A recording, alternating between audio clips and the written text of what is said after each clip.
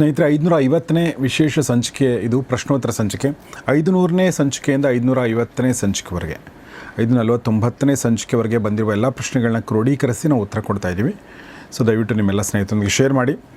ಇದಕ್ಕಿಂತ ಮುಂಚೆ ಕೂಡ ಒಂದಷ್ಟು ಪ್ರಶ್ನೆಗಳು ಉತ್ತರ ಕೊಟ್ಟಿದ್ದು, ದಯವಿಟ್ಟು ಅದನ್ನು ನೋಡಿ ಅಂತ ಹೇಳ್ತೀನಿ. ಇಲ್ಲಿ ಒಂದು ಪ್ರಶ್ನೆ ಇದೆ, ಯಶೋಧರ ತಾವರ ದೇವರ ಕೊಪ್ಪಲು ಅಂತ 6 ದಿನಗಳ ಹಿಂದೆ ಬಂದಿರುವಂಥ ಪ್ರಶ್ನೆ ಇದು. ಇದ್ರ ಬಗ್ಗೆ ಒಂದು ಸಣ್ಣದಾಗಿ ನಾನು ಪ್ರಸ್ತಾಪ ಮಾಡಿದ್ದೆ ಮುಂಚೆ. ನಮಸ್ಕಾರ ಗುರುಗಳೇ, ಕುರುಕ್ಷೇತ್ರ ಯುದ್ಧ ಭೂಮಿಯಲ್ಲಿ ಮೊದಲ ದಿನದ ಯುದ್ಧದಿಂದ 18ನೇ ದಿನದ ಯುದ್ಧದವರೆಗೂ ಸತ್ತಿರುವ ಎಲ್ಲ ರಾಜ ಮಹಾರಾಜರುಗಳು, ಸೈನಿಕರುಗಳು, ಆನೆಗಳು, ಕುದುರೆಗಳು ಇವರ ಮೃತದೇಹ ಅಲ್ಲೇ ಯುದ್ಧ ಭೂಮಿಯಲ್ಲಿ ಬಿದ್ದಿದ್ದು ಅಲ್ವಾ? ಯುದ್ಧ ಮುಗಿಸಿ ಸಂಜೆ ಎಲ್ಲರೂ ಶಿಬಿರಕ್ಕೆ ಹೋದ ನಂತರ ಈ ಮೃತದೇಹಗಳನ್ನು ಪ್ರಾಣಿ ಪಕ್ಷಿಗಳು ತಿಂತಾ ಇರಲಿಲ್ವಾ? ಮೊದಲನೇ ದಿನ ಸತ್ತಿರುವ ದೇಹಗಳಿಂದ 18ನೇ ದಿನದವರೆಗೂ ಕೆಟ್ಟ ವಾಸನೆ ಬರ್ತಾ ಇರಲಿಲ್ವಾ? ಸೊ ಹೇಗಿತ್ತು ಯುದ್ಧ ಭೂಮಿಯ ಪರಿಸರ ಮತ್ತು ಹೇಗಾಯಿತು ಈ ಮೃತದೇಹಗಳ ಅಂತ್ಯಕ್ರಿಯೆ? ಮೃತದೇಹಗಳ ಅಂತ್ಯಕ್ರಿಯೆ ಹೇಗಾಯಿತು ಅನ್ನೋದನ್ನು ಮುಂದೆ ನೋಡೋಣ. ಆ ಕಥಾ ಭಾಗಕ್ಕೆ ಬಂದಿಲ್ಲ ನಾವು. ಓಕೆ. ಉಳಿದಂತೆ ಅವುಗಳೆಲ್ಲ ಹಾಗೇ ಇದ್ವು ಅಂತಲೇ ಅಲ್ಲಿ ವರ್ಣನೆ ಕಾಣಿಸುತ್ತೆ. ಅವೆಲ್ಲ ಹಾಗೇ ಬಿದ್ದಿದ್ವು ಅಂತ. ಯಾಕೆಂದರೆ ಸಾಮಾನ್ಯ ಯೋಧರದ್ದಲ್ಲ, ಭೀಷ್ಮಾದಿಗಳದ್ದು ಕೂಡ ದೇಹ ಅಲ್ಲೇ ಇತ್ತು. ಅಭಿಮನ್ಯು ಇವರೆಲ್ಲ ಸತ್ತಿದ್ರಲ್ಲ, ಅವರೆಲ್ಲರ ದೇಹ ಕೂಡ ಅಲ್ಲೇ ಇತ್ತು. ಯಾಕೆಂದರೆ ಇದು ಮುಗಿದ ಮೇಲೆ ಅದರ ಮುಂದಿನ ಬಹಳ ಭೀಕರವಾದ ಸನ್ನಿವೇಶದ ವರ್ಣನೆಗಳೆಲ್ಲ ಬರುತ್ತೆ 18ನೇ ದಿನ ಕಳೆದ ಮೇಲೆ. ಹಾಗಾಗಿ ಎಲ್ಲವೂ ಹಾಗೇ ಬಿದ್ದುಕೊಂಡಿದ್ವು ಅನ್ನೋದು. ಕಾಡು ಪ್ರಾಣಿಗಳೆಲ್ಲ ತಿಂತಾ ಇರಲಿಲ್ವ ಅಂದರೆ ತಿಂತಾ ಇದ್ವು ಅನ್ನೋ ಮಾತು ಪ್ರತಿದಿನದ ಯುದ್ಧದಲ್ಲೂ ಬರುತ್ತೆ. ಪ್ರತಿದಿನ ಸಂಜೆ ಆಗ್ತಾ ಇದ್ದಂತೆ ಅಲ್ಲಿಗೆ ಮಾಂಸಾಹಾರಿಗಳಾದ ಪ್ರಾಣಿಗಳು ನುಗ್ಗಿ ಬಂದು ಮಾಂಸ ತಿಂತಾ ಇದ್ವು ಅನ್ನೋ ಉಲ್ಲೇಖ 18 ದಿನದಲ್ಲೂ ಇದೆ. ಹೌದಾ? ಪಕ್ಷಿಗಳು ಮತ್ತು ಪ್ರಾಣಿಗಳು ಯಾವುದೆಲ್ಲ ಮಾಂಸಾಹಾರಿಗಳು ಇವೆ ಅವೆಲ್ಲ ಬಂದು ತಿಂತಾ ಇದ್ವು ಅನ್ನೋ ಮಾತುಗಳು ಕೂಡ ಇವೆ. ಹಾಗಾಗಿ ಅದು ಬಹಳ ಭೀಕರವಾಗಿ, ಅಂದರೆ ಜುಗುಪ್ಸೆ ಅಂತ ಹೇಳ್ತೀವಲ್ಲ, ಜುಗುಪ್ಸಿತವಾಗಿಯೇ ಇತ್ತು ರಣಭೂಮಿ.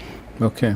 ಬಟ್ ಸರ್, ಇದಕ್ಕೆ ಏನಾದರೂ ಕಾರಣ ಇದೆಯಾ? ಈಗ ಉದಾಹರಣೆಗೆ ಅರ್ಜುನ ಯುದ್ಧ ಮಾಡ್ತಿದ್ದಾನೆ, ನನ್ನ ಮಗನ ಮೃತದೇಹ ಅಲ್ಲೇ ಬಿದ್ದಿದೆ, ಅದಕ್ಕೆ ಅಂತ್ಯ ಸಂಸ್ಕಾರ ಆಗಿಲ್ಲ, ಅದನ್ನು ನಾಯಿ ನರಿಗಳು ತಿಂತಾ ಇರಬಹುದು ಅನ್ನೋದು ಆತನ ತಲೆಗೂ ಬರಬಹುದು. ಅದೇ ಥರ ಬೇರೆ ಸೈನಿಕರಿರ್ಬೋದು, ಯಾರೇ ಇರಬಹುದು. ಸೊ ಅದನ್ನು ಆಯಾ ದಿನವೇ ಅಂತ್ಯಕ್ರಿಯೆ ಮಾಡುವಂಥದ್ದು ಅಥವಾ ಅಂದರೆ ಏನಾದರೂ ಕಾರಣ ಇದೆಯಾ ಹಾಗೆ ಬಿಡೋದಕ್ಕೆ? ಇಲ್ಲ, ಯುದ್ಧ ಹಾಗೆ ನಡೀತಾ ಇರ್ತಿತ್ತು, ಕಾರಣ ಏನೂ ಕಾಣಿಸೋದಿಲ್ಲ ಅಲ್ಲಿ. ಅಥವಾ ಇಂಥ ಕೆಲವು ಇದಕ್ಕೆ ರಕ್ಷಣೆ ಮಾಡ್ಕೊಂಡಿದ್ರೋ ಏನೋ ಗೊತ್ತಿಲ್ಲ. ಈಗ ನೀವು ಅಭಿಮನ್ಯುವನ್ನ ಹೇಳಿದ್ರಲ್ಲ, ಈಗ ಅಭಿಮನ್ಯುವಿನ ಶವವನ್ನು ಯಾವುದೋ ಪ್ರಾಣಿ ತಿಂದ್ಕೊಂಡು ಹೋಗೋದಕ್ಕೆ ಬಿಡೋದಕ್ಕೆ ಕಾರಣ ಇಲ್ಲ. ಹಾಗೆ ಅದಕ್ಕೆಲ್ಲ ರಕ್ಷಣೆ ಇಟ್ಕೊಂಡಿದ್ರು ಏನೋ ಗೊತ್ತಿಲ್ಲ. ಯಾಕೆಂದರೆ ಭೀಷ್ಮನಿಗೆ ಬೇರೆ ರಕ್ಷಣೆ ವ್ಯವಸ್ಥೆ ಮಾಡಿದ್ರು ಅನ್ನೋ ಉಲ್ಲೇಖ ಬರುತ್ತೆ.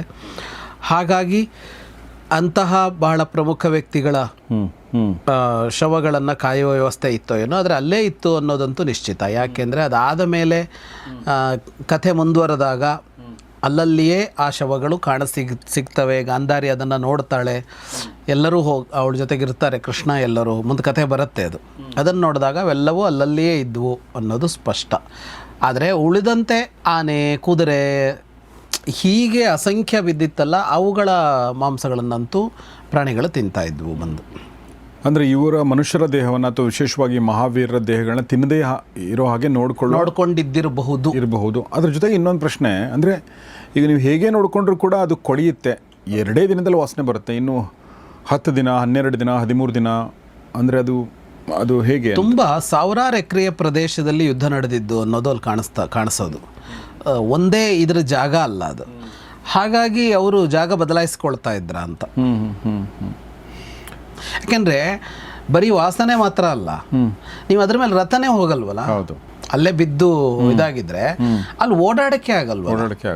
ಎಕ್ಸಾಕ್ಟ್ಲಿ. ನಿಮಗೆ ಲಕ್ಷ ಸಂಖ್ಯೆಯಲ್ಲಿ ಸತ್ತು ಬಿದ್ದರೆ ಓಡಾಡೋದು ಹೆಂಗೆ ಅಲ್ಲಿ? ಹಾಗಾಗಿ ಜಾಗವನ್ನು ಬದಲಾಯಿಸ್ಕೊಳ್ತಾ ಇದ್ರು ಅಂತ ಅನ್ಸುತ್ತೆ ಅಲ್ಲಲ್ಲಿ.